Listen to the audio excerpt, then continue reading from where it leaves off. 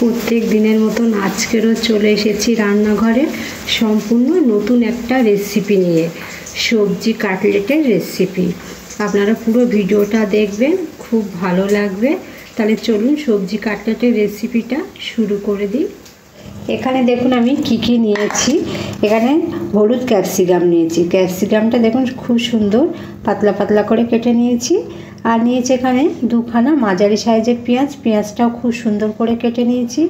তিনখানা কাঁচা লঙ্কা নিয়েছি। আর নিয়েছি একটা গাজর, এইভাবে খুব পাতলা করে কেটে নিয়েছি। আর বিনস নিয়েছি কিছুটা, নিয়ে একসাথে এটা আমি একটু ভাজা ভাজা করে নেবো যাতে কাঁচা গন্ধটা চলে যায়। দেখুন কড়াতে 1 চামচ মতন তেল দিয়েছি, দিয়ে এবার সবজিগুলো দিয়ে দেবো। লঙ্কা দিয়ে দেবো, গাজর দিয়ে দিচ্ছি, গাজর, বিনস,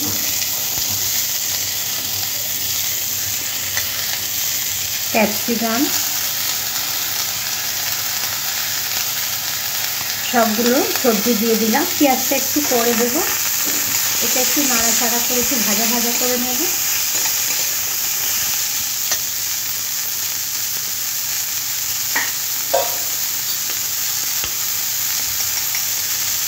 স্বাদ অনুযায়ী নুনটাও দিয়ে দিলাম, তাহলে সবজিটা খুব তাড়াতাড়ি নরম হয়ে যাবে।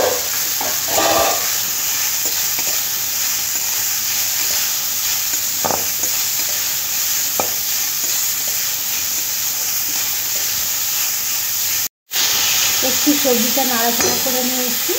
এবার একে একে একটু মশলা দিয়ে দেবো। বেশি মশলা লাগবে না, অল্প মশলাতেই হয়ে যাবে। গোলমরিচের গুঁড়ো দিয়ে দিলাম 1 চামচ, লঙ্কার গুঁড়ো দিয়ে দিলাম 1 চামচ। আমি এটা একটু ঝাল ঝাল করে বানাবো, ঝাল ঝাল করে বানালে খুব ভালো লাগে খেতে। আর আদা রসুন একসাথে বাটা আছে 1/2 চামচ দিলাম। এবার সব কিছু ভালো করে সবজির সাথে মিশিয়ে নিতে হবে।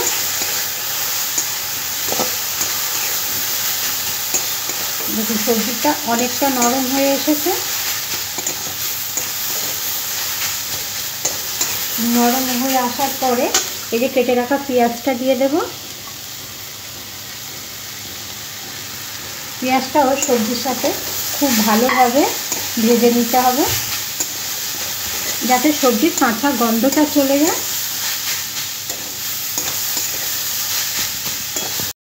দেখুন সবজিটা আমি এইরকম রেখেছি, একটু ভাজা ভাজা করে নিয়েছি। এবার গ্যাসটা অফ করে দিয়ে ঠান্ডা করে নেব। এবারে একটা ব্যাটার বানিয়ে নেব। তার জন্য এখানে ময়দা নিয়ে দেবো 2 চামচ, ময়দা 2 চামচ, 1 চামচ কর্নফ্লাওয়ার, অল্প একটু নুন, অল্প করে একটু গোলমরিচের গুঁড়ো। প্রথমে এগুলো মিশিয়ে নেব।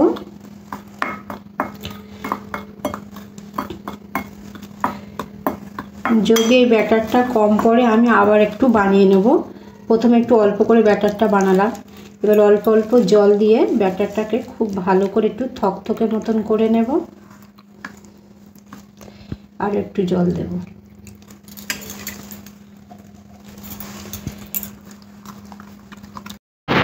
দেখুন ব্যাটারটা বানিয়ে নিয়েছি। এবার এটা সাইড করে রেখে দেব। এখানে আমি 4খানা আলু আগে থেকে সিদ্ধ করে রেখেছিলাম। এবার আলুগুলো ম্যাশ করে নেব।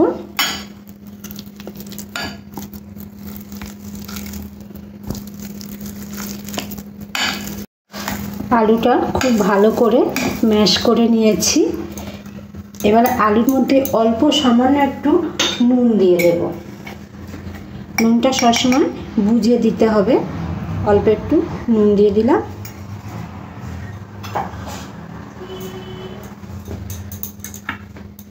ধনে পাতা দিয়ে দিলাম।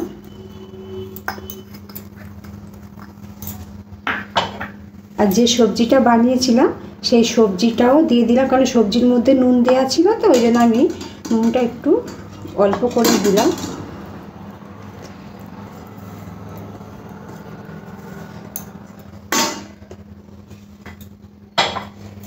এবারে আলুর সাথে সবজিটা খুব ভালো করে হাত দিয়ে এইভাবে মাখিয়ে নিতে হবে।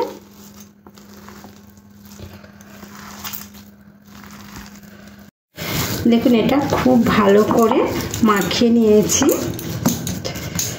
এবার এটা খুব সুন্দর করে গড়ে নেব। হাতে একটু তেল লাগিয়ে নিলাম, নিয়ে এবারে চপের আকারে গুলো বানিয়ে নেব।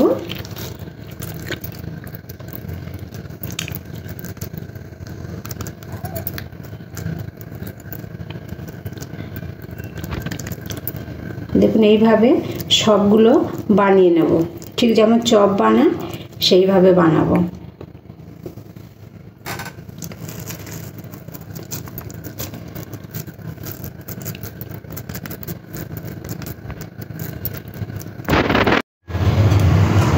কয়েকটা আমি বানিয়ে নিয়েছি, এবারে এটাকে ব্যাটারের মধ্যে দিয়ে দেব।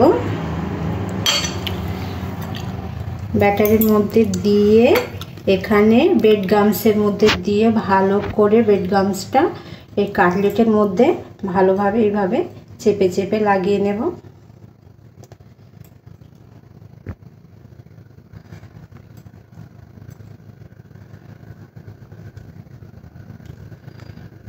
দেখুন এইভাবে খুব সুন্দর করে লাগিয়ে নেব। আরও একটা বানিয়ে দেখাচ্ছি। এই যে ব্যাটারের মধ্যে দিয়ে দিলাম কাটলেটটা, দিয়ে ব্রেড গামসের মধ্যে দিয়ে দেব। একইভাবে সবগুলো আমি বানিয়ে নেব। এভাবে বানিয়েও ফ্রিজে রাখা যায়, 2-1 দিন পরেও বানিয়ে এটা ভেজে খেতে পারবে।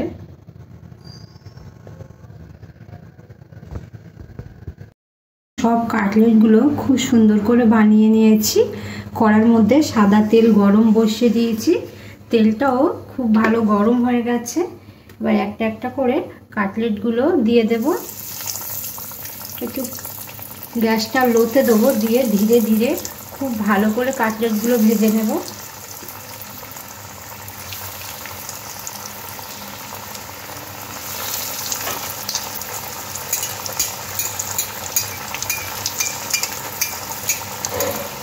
কাটলেটগুলো 2 সাইড দেখুন কি সুন্দর লাল করে ভেজে নিয়েছি। এবারে উঠিয়ে নেব।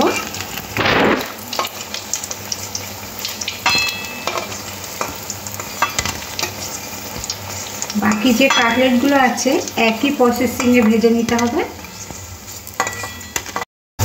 ঠান্ডার সময় যদি এরকম একটা ভেজ কাটলেট যদি থাকে, সন্ধেবেলা চায়ের সাথে খুব জমে যাবে।